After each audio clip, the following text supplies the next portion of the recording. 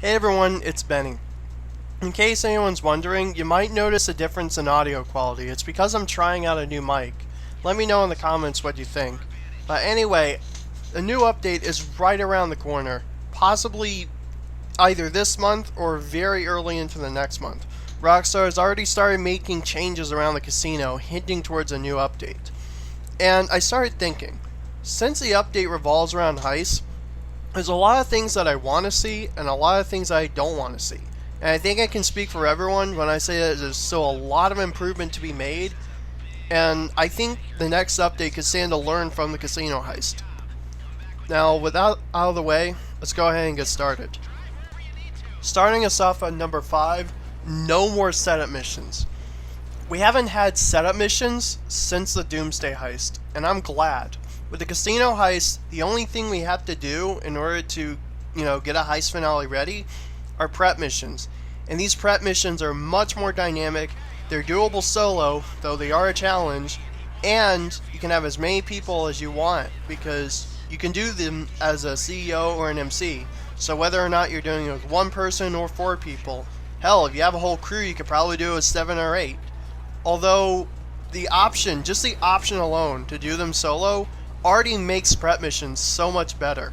And it's the fact that they are doable solo, and because you're in free mode, you have access to all of your personal vehicles. And you can use tools that you normally wouldn't be able to in, setup missions. I think Rockstar did a good move, removing the setup missions with the casino heist, and I hope they continue just with preps and no setup missions when they add the next heist. Number 4, making it beginner friendly.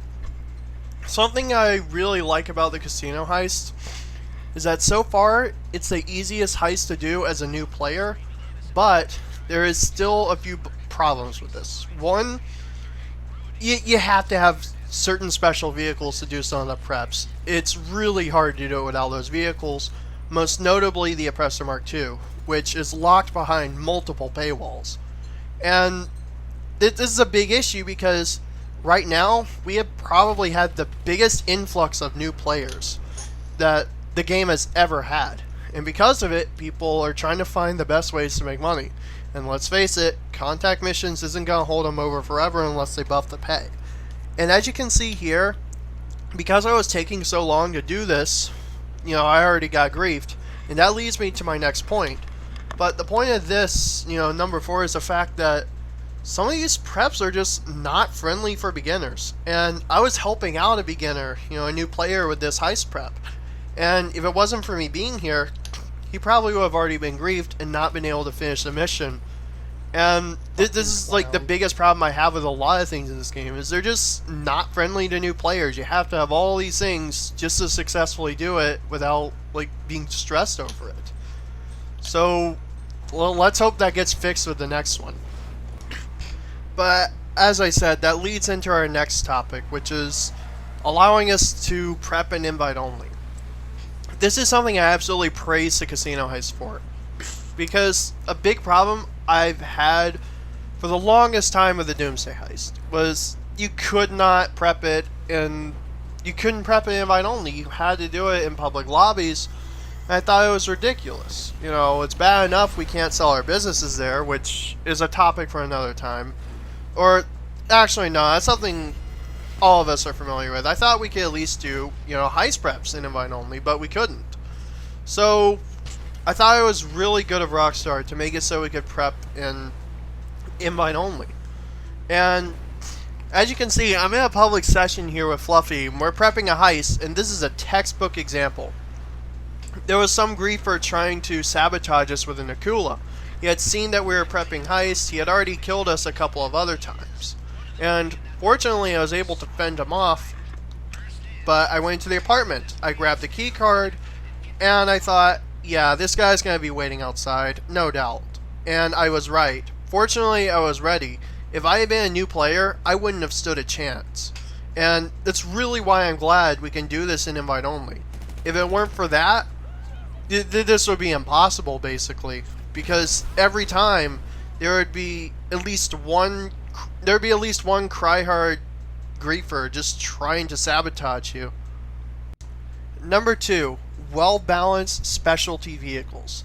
It seems like every update has featured some kind of vehicles that are fun to use and even practical in a lot of ways. Now, some of those have gotten overpowered. I'm not going to include vehicles like the Laser or the Oppressor, which are like way too overpowered even nowadays. I'm talking about vehicles that have stood the test of time and have become very well known for being useful and very fun.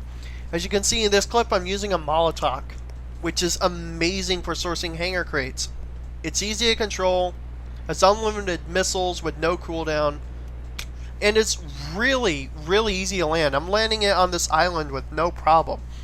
And this is only one of many vehicles. There's also the Oppressor Mark 1, which is extremely useful for like MC work and contracts. There's the Buzzard, which is incredibly useful for CEO crates because you spawn it in with your interaction menu like right there on the road. In this clip, I'm using a Kanjali, which not only is a PvP monster, but you're able to use it to clear out massive areas, contact missions, free mode missions, whatever. This is a great vehicle for clearing out areas. I mean, it's a friggin' tank. And when you have the railgun on this thing, you're able to just charge through armored vehicles. And it's balanced because as big as this thing is, it's not that hard to blow up as long as you have some kind of an aircraft or even something like a basic Oppressor Mark 1. You know, I fought Kanjalis with a Buzzard, so this thing is balanced, but it's also useful. And that's the point I'm trying to make. And finally, the number one thing I really hope the next DLC has is fun and dynamic approaches.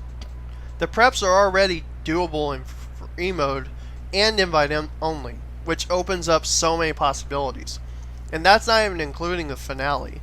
Finale is very dynamic, allowing for 3 different approaches, and all of those approaches with different possibilities. You know, you have Silent and Sneaky, which is full on stealth. You have Aggressive, where you just go in guns blazing like the Wild West, and Big Con, where you con your way in using disguises like right under their noses. My 2 favorites are...